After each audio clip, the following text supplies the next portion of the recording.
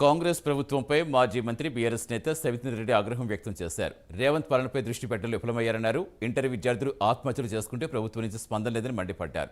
మహేశ్వరం నియోజకవర్గ పరిధిలో బడంగ్పేట్ మున్సిపల్ కార్పొరేషన్లో అల్మాస్గూడ్లో పర్యటించిన ఎమ్మెల్యే అక్కడి ప్రజల సమస్యలు అడిగి తెలుసుకున్నారు. త్రాగునీరు రాకపోవడంతో ప్రజలు తీవ్ర ఇబ్బందులు పడుతున్నారని, ప్రభుత్వం నీటి సరఫరాకు ఆటంకం కలగకుండా చూడాలని కోరారు.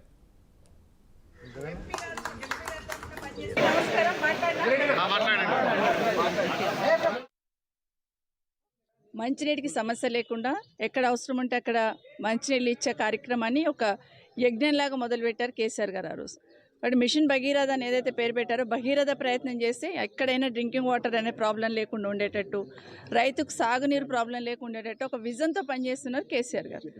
3 నెలలు అయిపోతుంది, 4 నెలలు అవుతుంది కాంగ్రెస్ ప్రభుత్వం వచ్చి. మార్పు తీసుకొస్తామని మార్పు తీసుకురావాలని వచ్చారు, మార్పు తీసుకొచ్చారని స్పష్టంగా కింద కనిపిస్తూ ఉంది.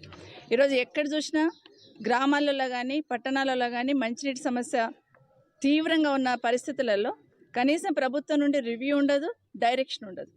ఎవరి కష్టాలు వాళ్ళే పడుతూ ఉన్నారు, ఎవరి తంటాలు వాళ్ళే పడుతూ ఉన్నారు, ఎవరిని అడగాలో తెలియదు, ఏ అధికారి స్పందించారు, ఏ క్లారిటీ లేకుండా పోయింది. ఎక్కడైనా కాలనీలో ఈరోజు ఇక్కడికి వచ్చాను నేను అల్మాస్గూడకి, దాదాపుగా 30 కాలనీలు చుట్టుపక్కల.